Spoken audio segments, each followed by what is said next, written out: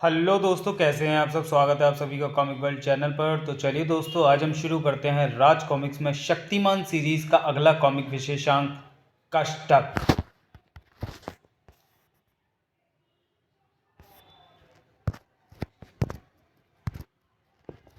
Bhishma international कृत TV serial Shaktimaan पर आधारित कष्टक। संयोजक मुकेश खन्ना, दिनकर जानी। कहानी गालिब, असद भोपाली, ब्रजमोहन पांडे।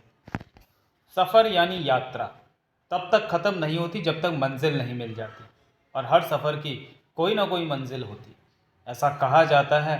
लेकिन पाप, अन्याय और अंधेरे से लड़ने वाले सफ़र की कोई मंजिल नहीं होती, ये बात हर कोई जानता है। इस सफ़र पर या तो कोई चलने का साहस नहीं करता, और चलता भी है तो बीच राह में ही रुक जाता है। लेकिन कुछ ऐसे भी अडिग साहसी मानवता की रक्षा का प्रण लेने वाले हैं, जो पाप का अंत करने वाले इस सफ़र पर निरंतर पढ़ते हैं। और ऐसे अडिग साहसी और मानवता के रक्षकों में प्रमुख हैं नाग मानव नागराज, कुशाग्र बुद्धि सुपर कमांडो ध्रुव, और आत्मशक्ति धारक शक्तिमान। कॉमिक रूपांतर लेखक Hanif Azhar, pencilling Dheeraj Verma, inking Naresh Kumar, calligraphy TR. Azad, रंग संचय सुनील पांडे, संपादक मनीष गुप्ता। शक्तिमान के बारे में विस्तार से जानने के लिए पढ़ें शक्तिमान सीरीज के रोमांचक कॉमिक काकोदर का कहर, आ जाओ शक्तिमान, अदृश्य मानव और इनविजिबल गैंग, सिर्फ राज कॉमिक्स में प्रकाशित। और ये सभी कॉमिक्स आपको शक्तिमान की प्लेलिस्ट में मिल जाएंगे।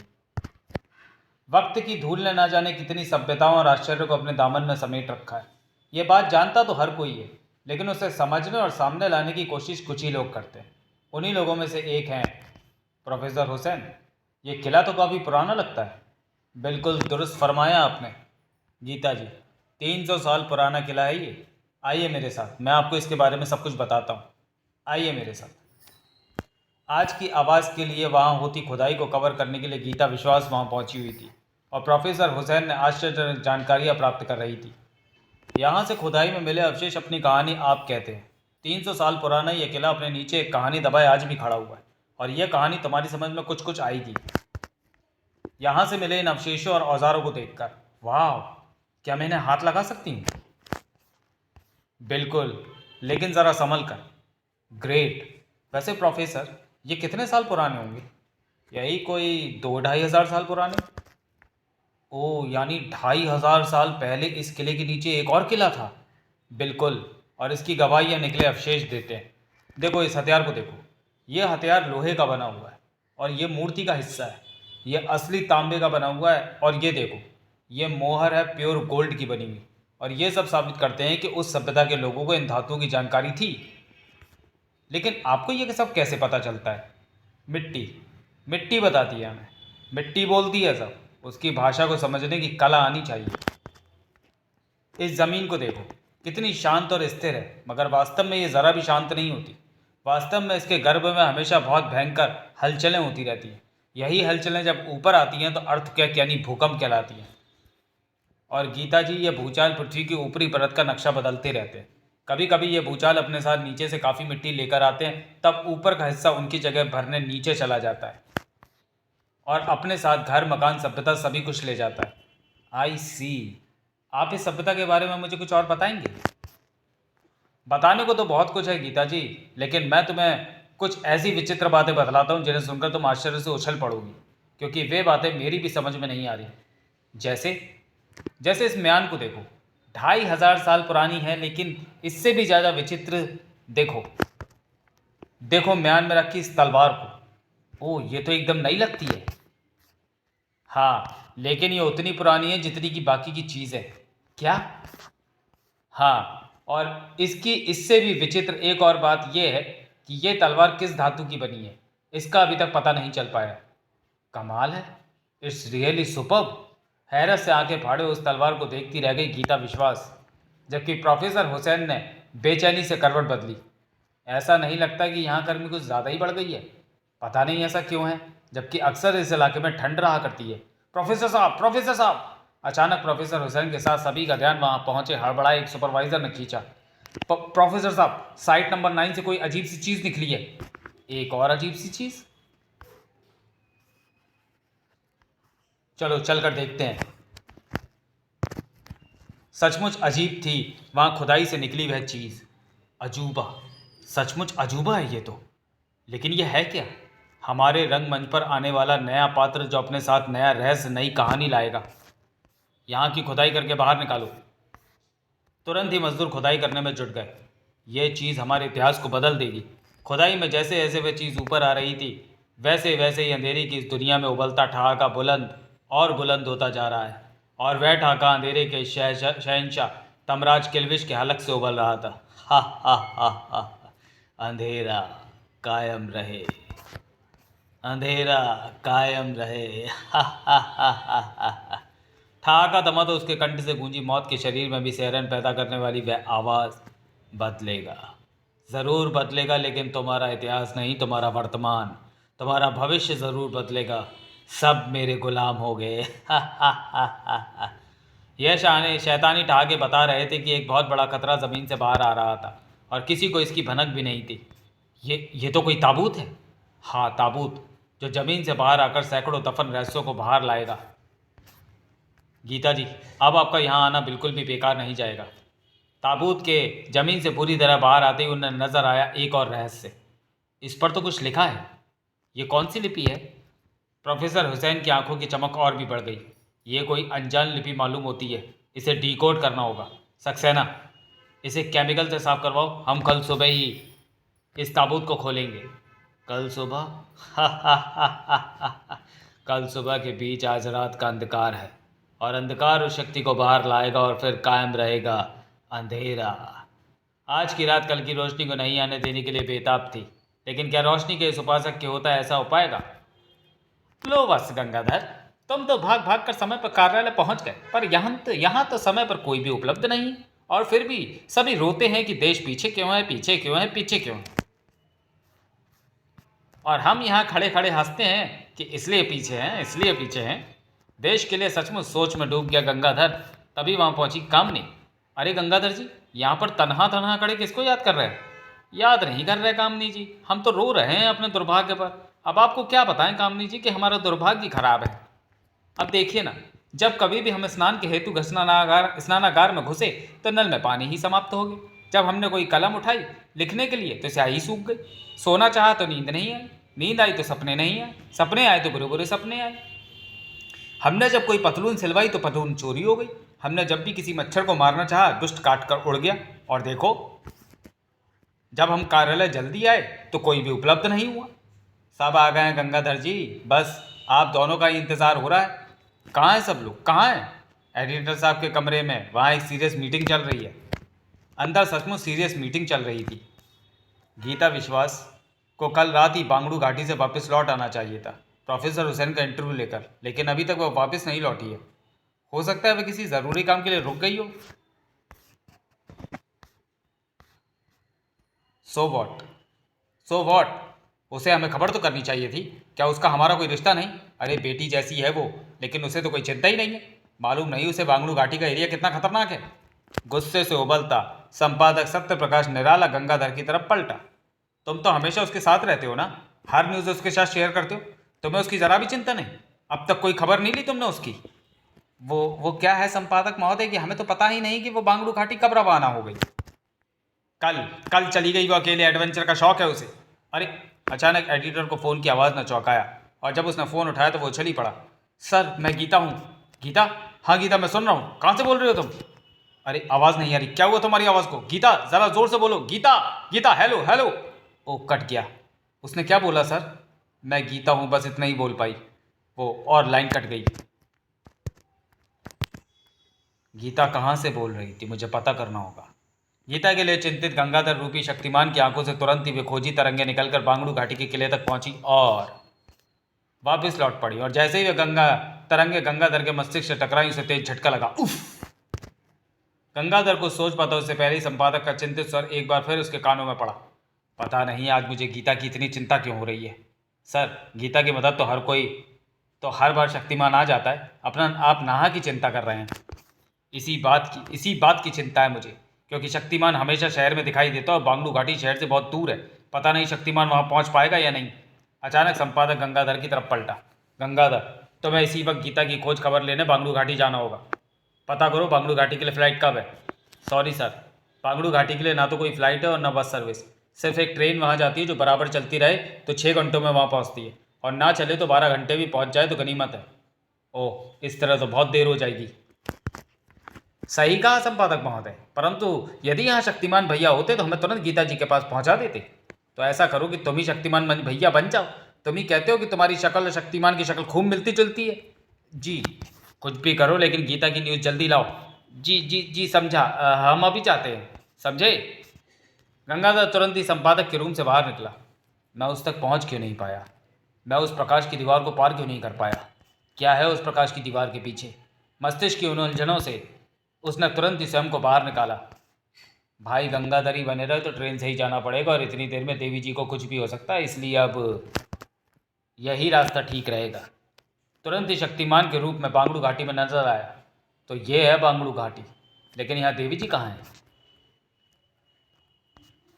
वो रही वहाँ उन लोगों के बीच। क्या बातें हो रही हैं वहाँ? तुरंत ही शक्तिमान के कानों में पड़े वे शब्द, गीता जी, मुझे बस उस ताबूत के पूरी तरह साफ होने का इंतज़ार है, ताकि पता तो चले आखिर क्या है उस ताबूत में। वैसे गर्मी बढ़ रही है या उत्तेजनावश मुझे ऐसा लग रहा है? नहीं प्रोफेसर, गर्मी वाकई बढ़ रही है। वैसे प्रोफेसर, आपकी इस खोज से आपको और इतिहास को ही नहीं, मुझे भी फ़ायदा होगा, क्योंकि इस उस अनोखी चीज़ की न्यूज़ पाने वाली मैं अकेली जर्नलिस्ट होंगी।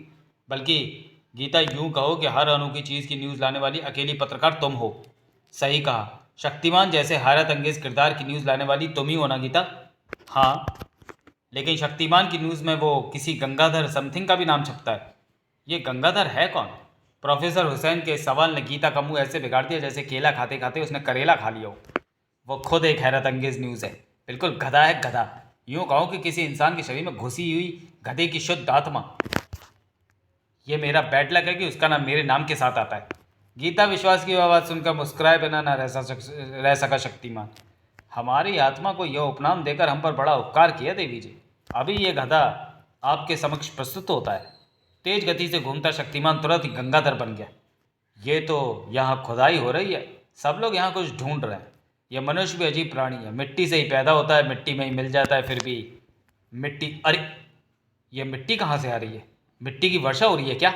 उफ! मिट्टी से बचकर गंगाधर ने ऊपर देखा तो उसे पता चला कि मिट्टी कहाँ से आ रही थी। ओ महाशय, हमको कूड़ादान समझ रखा है क्या आपने? अरे बाप रे, ये तो कोई साहब है। बाबू को पता चलेगा तो हमें नौकरी से निकाल देंगे। चल बेटा, भाग ले। अरे महाशय, कहाँ भागे जा रहे हैं? तनिक हमारी बात तो सुनिए। मजदूर नहीं रुका तो बात नहीं सुनना चाहते, ठीक है ना? सुनो ना सुनो तो फिर ये लो। गंगाधर के मुंह से निकली उस आंधी ने धूल से सराबोर कर दिया मजदूर को। बचाओ! खिलखिलाकर हंसा गंगाधर। मिट्टी का बदला मिट्टी से। अब हम चलते हैं। मिट्टी से लथपथ गंगाधर जैसे ही चलने के लिए पलटा, वैसे ही सामने से आती प्रोफेसर हुसैन की सहयोगिनी हेमा की नजर उस पर पड़ी। अगले ही पर, आई भूत! उसने गंगाधर को मारने के लिए उठा लिया वह मोटा पत्थर। नहीं नहीं देवी जी, मारिएगा नहीं, मारिएगा नहीं। तो तुम आदमी हो? 100%। परंतु एक बात बताइए, यहाँ सब मरखाने हैं क्या? क्या कहा? कुछ नहीं, कुछ नहीं। बड़े दिलचस्प आदमी हो। नाम क्या है तुम्हारा? नाम नाम है, नाम तो था ना हमारा। हाँ, नाम तो है ना हमारा। हमारा नाम है पंडित गंगाधर विद्याधर मायाधर ओंकारनाथ शास्त्री, ग्राम गुटिंडा, पोस्ट तिरखौली, जिला उत्तराखंड। ये नाम है तुम्हारा? बिल्कुल। वैसे आपने हमारा पूरा नाम सुन लिया। लोग तो बीच में ही टोक कर रोक देते हैं। वैसे ये हमारा नाम नहीं, ये तो हमारा उपनाम है। हमारा असली नाम तो बहुत लंबा है, सुनाए? नहीं नहीं नहीं, मैं आपके उपनाम से ही काम चला लूँगी। वैसे आप वही पंडित गंगाधर है ना जो गीता विश्वास के साथ लिखते हैं? नहीं, एकदम नहीं। हम वो पंडित गंगाधर बिल्कुल नहीं जो गीता विश्वास के साथ मिलकर लिखते हैं। हम तो वो पंडित गंगाधर हैं जिसके साथ गीता विश्वास मिलकर लिखती है। गंगाधर यहाँ? वो तो हमारी शिष्या। तभी गंगाधर की निगाह गीता विश्वास पर पड़ गई। तुरंत ही उसने अपनी बात का रुख ऐसे मोड़ा जैसे नदी का पानी अपना रुख मोड़ लेता है। वो हम कह रहे थे कि हम गीता विश्वास की शिष्या मतलब शिष्य हैं, वो हमारी मतलब श्रेष्ठ हैं। आइए गीता जी, आइए ना। देखिए, हम इन देवी जी से आपकी ही प्रशंसा कर रहे थे। अच्छा, अब मेरी प्रशंसा छोड़ो, तुम बताओ तुम यहाँ क्या कर रहे हो? कैसे पहुँचे यहाँ? वो तो हम खा कोयला पी पानी धड़ाधड़ धड़धड़ाधड़ धड़धड़ाधड़, वो क्या है? अर्थात लौह पथ गामनी, आपकी भाषा में कदाचित उसे ट्रेन कहते हैं। ट्रेन से? तुम ट्रेन से कैसे आए? अभी तो ट्रेन के आने का वक्त नहीं है। हाँ, वही तो हम कह रहे थे कि हम यहाँ ट्रेन से बिल्कुल नहीं आए हैं, हम तो यहाँ शक्तिमान भैया के साथ उड़कर आए हैं। क्या कहा, शक्तिमान के साथ? गीता विश्वास के मस्तिष्क में धमाका कर देने वाली बात थी वह, जबकि गंगाधर अभी भी अपनी धुन में कहे जा रहा था। आपका फ़ोन यहाँ से कट गया तो एडिटर साहब ने कहा कि गंगाधर जाओ, गीता को ढूंढ कर लाओ। बस हम पहुँच गए स्टेशन पर, वहाँ हमारी मुलाकात शक्तिमान भैया से हो गई। हमने कहा शक्तिमान भैया लिफ्ट मिलेगी? वे बोले कहाँ जाना है? हमने कहा गीता जी के पास। बस आपका नाम सुनते ही वे हमें लेकर यहाँ आ गए। सच? हाँ देवी जी, 100% सच। ऐसा है तो फिर कहाँ चला गया वो? चले गए, उसके किसी दूर के रिश्तेदार की शादी थी, उन्होंने कहा जा रहा हूँ। हमने कहा टाटा टाटा। गंगाधर, तुम मुझे बेवकूफ़ तो नहीं बना रहे? नहीं, हम एक काम दोबारा नहीं करते देवी जी। शट अप, मैं जानती हूँ तुम यहाँ क्यों और कैसे आए हो, ताकि तुम मुझे धोखा देकर मेरे यहाँ की ये नई कहानी हटा सको, लेकिन मैं तुम्हें ऐसा करने नहीं दूंगी, समझे? जी जी। गुस्से से भरी गीता ना जाने गंगाधर का क्या हाल करती अगर वहाँ प्रोफेसर हुसैन और हेमा ना आ पहुँचते। हेमा जी, हेमा जी, आप कहाँ चली गई थी हेमा जी? सर, इनसे मिलिए, यही पंडित गंगाधर हैं जो गीता विश्वास के साथ मिलकर लिखते हैं। गंगाधर जी, अच्छा हुआ आप भी आ गए। गीता जी से मैं आपकी काफ़ी तारीफ सुन चुका हूँ। हम हैं ही इसी योग्य कि हमारी तारीफ़ें की जाए। अब हर किसी की तो तारीफ होती नहीं। हमारे गांव में कई लोगों की मृत्यु हो गई, लेकिन उनकी तारीफ नहीं हुई। हम पहले व्यक्ति हैं जिनके जीते जी तारीफ हो रही है। वैसे अपनी एक बात ख़त्म करके गंगाधर दूसरी बात शुरू कर पाता, उससे पहले ही प्रोफेसर हुसैन ने घबरा कर बात का रुख बदल दिया। गीता जी, हमें जिस चीज़ के साफ़ होने का इंतज़ार था वह चीज़ साफ़ हो चुकी है। अच्छा, क्या है वो? खुद चल कर देख लो। चलो चल कर देखते हैं। चलिए, हम भी चलते हैं। गंगाधर भी फुर्ती से उनके पीछे लपका और कुछ क्षण बाद ही उनके साथ पहुंच गया उस अनोखी चीज के सामने। ओह! अचानक बुरी तरह चौंका गंगाधर, और उसके चौंकने का कारण था ताबूत के आसपास नजर आता वह रोशनी का कवच, जो आम इंसान के लिए अदृश्य था मगर उसके लिए नहीं। ओह, ये प्रकाश! यही प्रकाश की वह दीवार थी जिसके अंदर मैं प्रवेश नहीं कर पाया था। लेकिन यह प्रकाश इस ताबूत के इर्द गिर्द क्यों है? ऐसा इसमें क्या है जिसे मैं देख नहीं पा रहा हूँ? शंकित गंगाधर ने जैसे ही ताबूत को हाथ लगाना चाहा, वैसे ही, ये क्या कर रहे हो बुद्धू? हाथ वापस हटाओ, यहाँ किसी भी चीज़ को हाथ लगाना मना है। चुपचाप खड़े रहो। खड़े तो हैं, पर रहें कैसे? गंगाधर बोलता ही रह गया। गीता भी उस ताबूत के पास पहुंच गई। अजूबा, वाकई अजूबा है ये। कोई ताबूत इतना खूबसूरत हो सकता है, ये तो मैंने सोचा ही नहीं था। ये ताबूत जितना खूबसूरत है, इस पर लिखी हुई बातें उतनी ही बदसूरत है। मैं तो इनमें से सिर्फ एक शब्द समझने में कामयाब हुआ हूँ। वो शब्द क्या है प्रोफेसर? कष्टक। कष्टक? हाँ, कष्टक।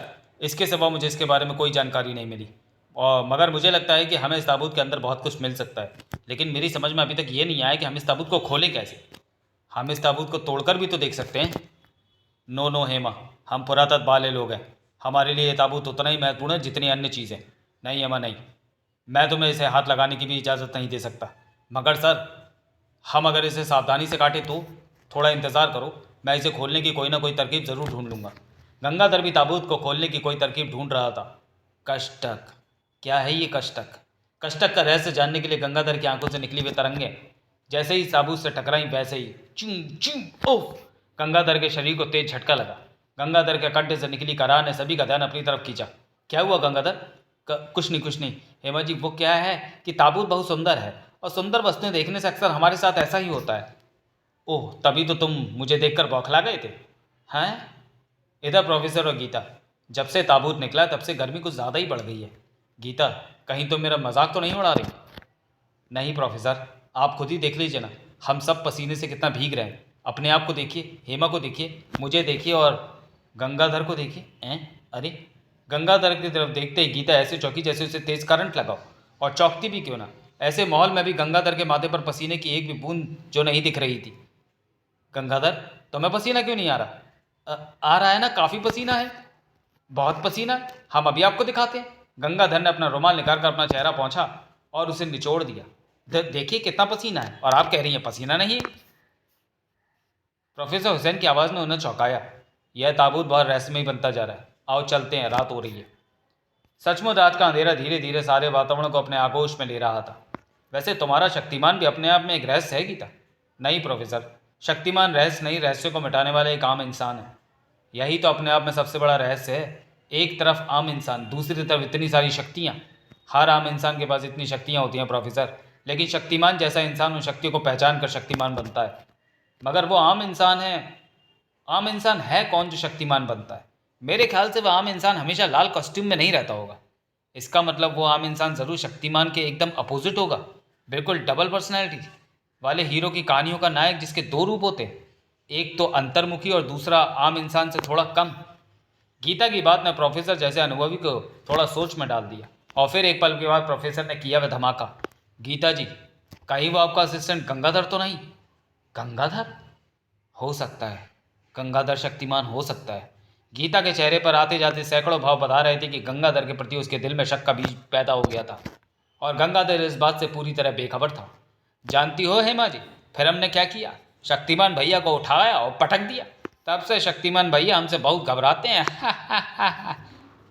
प्रोफेसर हुसैन ने उसे देखकर तपाक से बोल उठे, लो गीता जी, आ गई आपकी पर्सनैलिटी। ये गंगाधर जी जो वाकई कमाल के आदमी है, क्या शानदार जोक्स सुनाते हैं। जोक्स के अलावा भी कुछ जानते हैं? जानते हैं, क्यों नहीं जानते? हम कुश्ती करना जानते हैं। हम 18 दंगल जीत चुके हैं, 19वां जीतने की तैयारी में है। हाँ, शतरंज के खेल में तनिक कमज़ोर पड़ जाते हैं हम, क्योंकि वहाँ हाथी घोड़ा ऊँट को मारना पड़ता है और जानवरों को मारना हमें कतई अच्छा नहीं लगता। वैसे हमने शास्त्रीय संगीत की भी विधिवत शिक्षा ली है, कहें तो सुना दें आपको? सुनाइए सुनाइए।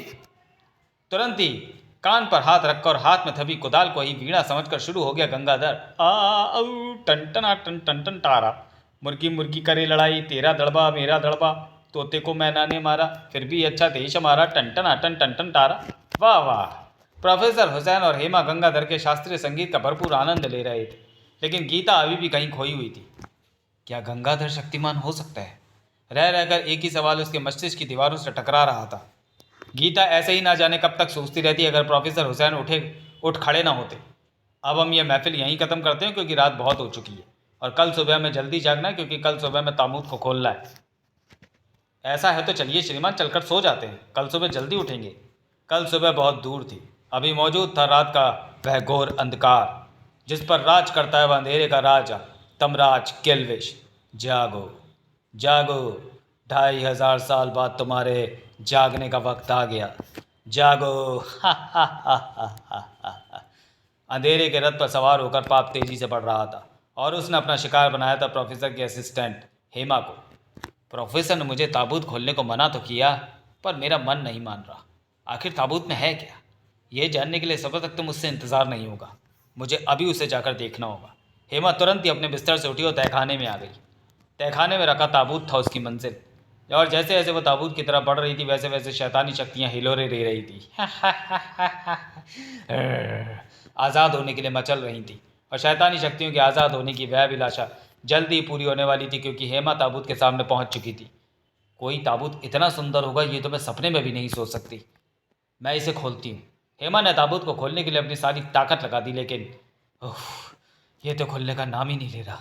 लेकिन मैं यहाँ आई हूँ तो इसे खोल कर ही रहूँगी, और ऐसा करूँगी मैं उस म्यान में रखी तलवार की मदद से। तलवार से आसानी से खुल जाएगा ये ताबूत। हेमा ने झपट कर म्यान उठा ली और एक झटके से उसमें से तलवार को बाहर खींच लिया। एक पल के लिए वह अपलक तलवार को देखती रह गई। ताबूत की तरह ही है तलवार भी बड़ी विचित्र और रहस्यमयी है। कटाक! ओ! अचानक पीछे वहां के सन्नाटे को तोड़ने वाली आवाज़ को सुनकर चौंकी हेमा। एड़ियों के बल तेजी से पलटी तो सामने का दृश्य देखकर उछली पड़ी। ओ नहीं, ये ताबूत तो अपने आप टूटता जा रहा है। Oh my god! कटक कटाक! Oh my god! तो ताबूत में तो कुछ है, शायद कोई लाश। आई! ताबूत को हाथ लगाते ही हेमा एक बार फिर आतंक से चीख पड़ी, क्योंकि उसके छूते ही ताबूत के सामने का हिस्सा कागज की तरह फटकर नीचे आ गिरा था, और अब ताबूत में मौजूद लाश ठीक उसकी आंखों के सामने मौजूद थी। उसका एक हाथ ठीक ऐसे उठा हुआ था जैसे वह उस तलवार को थामने के लिए बेताब हो जो हेमा के हाथ में थमी थी। उस लाश का उठा हुआ हाथ बता रहा है कि यह तलवार जो मैंने थाम रखी है वह उसी की है। मेरी बात में कितना दम है ये तो तभी पता चलेगा जब मैं इस तलवार को उसके हाथ में रख दूंगी। हेमा ने आगे बढ़कर तलवार लाश के हाथ में रख दी, और जैसे ही ऐसा हुआ वैसे ही हेमा को दिखा हुआ पत्थर के कलेजों को भी हिला देने वाला खौफनाक दृश्य। एक झटके से लाश ने तलवार को थाम लिया था और पटाख से अपनी आंखें खोल दी थी। नहीं! इसी के साथ हुआ वह धमाका, बम! आई! और आकाश में यूं बिजली चमकी मानो प्रलय आ गई हो। काक! क्या सचमुच प्रलय आ गई थी? क्या शक्तिमान उस प्रलय को रोक पाया? जानने के लिए पढ़ें सिर्फ राज कॉमिक्स में प्रकाशित शक्तिमान का आगामी कॉमिक्स, कौन है शक्तिमान। शरीर मंदिर है भाग 3, चंद पल शक्तिमान के साथ। एपिसोड लेखक लक्ष्मण सिंह, राजेश कुमार, कॉमिक रूपांतर हनीफ अजहर, चित्रांकन Dheeraj Verma, inking Rajendra Dhoni, calligraphy TR Azad, संपादक मनीष गुप्ता। खेल बच्चों के मानसिक और शारीरिक विकास के लिए बहुत ज़रूरी है, लेकिन कौन सा खेल? अरे राजू बंटी, तुम अभी तक कैरम से ही चिपके हुए हो। और क्या, मेरा कॉन्फिडेंस बढ़ रहा है। वो गंगाधर आया था, उसे 2 बार हरा कर भेजा है। देखना एक दिन मैं भी उसे शतरंज में हराकर अपना कॉन्फिडेंस बढ़ाऊंगा। वो बाद में करना, फिलहाल गेम बंद करो, 12 बजने वाले हैं। बिल्कुल ठीक कहा नेहा तुमने। अगर ये बच्चे इसी तरह घर की 4 दीवारी में बैठकर इंडोर गेम्स खेलते रहे तो इनके शरीर के 12 तो बच ही जाएंगे। शक्तिमान, हमारे शरीर के 12 कैसे बच जाएंगे शक्तिमान? देखो बच्चों, बचपन की उम्र वो होती है जिसमें हमारे शरीर का अधिकतम विकास होता है। इसलिए इस उम्र में इंडोर गेम्स अर्थात घर की 4 दीवारी में खेले जाने वाले खेल छोड़कर तुम्हें बाहर जाकर आउटडोर गेम्स खेलने चाहिए। नेहा ने तुरंत ही गले में लटका अपना माइक संभाला। तो क्या शक्तिमान, इंडोर गेम से शारीरिक विकास नहीं होता? होता है, लेकिन नाम मात्र। जितनी ज़रूरत होती है उतना नहीं। वो कैसे? लगातार कई घंटे एक ही स्थान पर बैठकर खेलते रहने से कमर और घुटनों का दर्द शुरू हो जाता है, पाचन तंत्र बिगड़ने लगता है और शरीर में रक्त संचार की प्रक्रिया धीमी पड़ने लग जाती है। और वो जो तुम लोग वीडियो गेम्स खेलते हो ना, वो घंटों अपने अंगूठों से कुछ यंत्रों को चला चला कर खेलते रहते हो ना, उससे तुम्हारे अंगूठे तो मजबूत हो जाएंगे, लेकिन दिमाग भी बड़ा हो जाएगा। लेकिन यह शरीर वैसे का वैसा रहेगा, उल्टा उससे तुम्हारी आंखों का बेड़ा गर्क भी हो सकता है। इस तरह हमारा शरीर कई रोगों का शिकार भी हो सकता है। लेकिन इसका मतलब ये नहीं समझो कि कैरम और शतरंज जैसे इंडोर गेम बुरे होते हैं। वे भी अच्छे होते हैं, उनसे एकाग्रता बढ़ती है, मानसिक विकास होता है। लेकिन शरीर के विकास के लिए बचपन में बाहर खेले जाने वाले खेल यानी आउटडोर गेम्स बहुत ही अच्छे होते हैं। इसलिए बाहर खेलो। कैसे खेले शक्तिमान? जब भी मैं बाहर क्रिकेट खेलने जाता हूँ सब लोग मुझे 0 पर आउट कर देते हैं, और मैं जब तक क्रिकेट में कैरम की तरह मास्टर नहीं बन जाऊंगा क्रिकेट खेलने नहीं जाऊंगा। देखो बच्चों, तुम्हारा सोचना ठीक नहीं। क्रिकेट जैसे खेल में मास्टर होने के लिए तुम्हें कड़ा अभ्यास तो करना ही होगा। और सिर्फ क्रिकेट ही क्यों, और भी बहुत से आउटडोर गेम्स हैं, जैसे football, hockey, badminton, tennis, kho kho, kabaddi वगैरह। इस तरह के गेम्स खेलने से हमारे शरीर को बहुत ज़्यादा फायदा पहुंचता है। फायदा? हम तो ये बात तभी मानेंगे शक्तिमान जब तुम हमें ये खेल खेल कर दिखाओगे। क्यों नेहा बंटी? यस, ऐसा है। तो फिर चलिए हम सबसे पहले आपको खेल कर दिखाते हैं फुटबॉल। वाह, खूब मजा आ रहा है इस खेल में तो। Good, come on come on. कुछ देर बाद ही तीनों बच्चे थककर बैठ गए। बस शक्तिमान, अब नहीं खेला जाता, मुझसे भी नहीं। हा हा हा हा, इतनी जल्दी थक गए तुम लोग? देखा, इस एक आउटडोर गेम से तुम्हारे शरीर में रक्त का संचार कितनी अच्छी तरह से होने लगा। शरीर के हर भाग में रक्त सही मात्रा में पहुंचने लगा। इससे शरीर का इम्यून सिस्टम यानी रोगों से लड़ने की ताकत बढ़ती है। इन खेलों से हमारे शरीर की हड्डियां मजबूत होती हैं, मसल्स में ताकत आती है, दौड़ धूप करने से पसीना निकलता है और इस पसीने के साथ तुम लोगों के शरीर का विकार बाहर आ जाता है। शरीर स्फूर्ति और ताकत से भर उठता है। लेकिन शक्तिमान, जब मास्टर जी ने मुझसे कोई सवाल पूछते हैं तो मुझे वैसे ही पसीना निकलने लगता है। तब ना तो ताकत बढ़ती है ना स्फूर्ति आती। उस पसीने में और गेम के पसीने में बहुत फर्क है बच्चे। Come on childs, childs come on children. अब मैं तुम्हें खेल कर दिखाता हूँ बैडमिंटन। वाह मिस्टर बंटी, क्या तुम बता सकते हो इस खेल में हमारे शरीर के किस किस भाग की ज़्यादा मूवमेंट्स हो रही हैं? हाथों की, पैरों की और आंखों की। गुड। बाकी अंगों से ज़्यादा इसमें आंखों को सबसे अधिक फायदा होता है। क्या वीडियो गेम से कभी आंखों को ऐसा फायदा होता है? नहीं। गुड। अब सुनिए आउटडोर गेम का सबसे बड़ा फायदा। जब हम सांस खींचते हैं तो हवा नाक में से होकर सिर में मौजूद मस्तिष्क तक पहुंचती है, उसके बाद फेफड़ों में जाती है और पूरे शरीर में वितरित होती है। और दूसरी बात ये कि खींची हुई ऑक्सीजन की सबसे अधिक मात्रा दिमाग में खर्च होती है। और आप लोग जानते हैं कि अगर मस्तिष्क को सही मात्रा में ऑक्सीजन ना मिले तो क्या दुष्परिणाम हो सकते हैं? मेमोरी लॉस होने लगती है, यानी कि याददाश्त कम होने लगती है। दूरदर्शिता और सूझबूझ जैसे गुण घटते चले जाते हैं। शरीर कांतिहीन हो जाता है, उसमें स्फूर्ति और ताजगी नहीं रहती। जरा सी मेहनत करोगे तो थक जाओगे।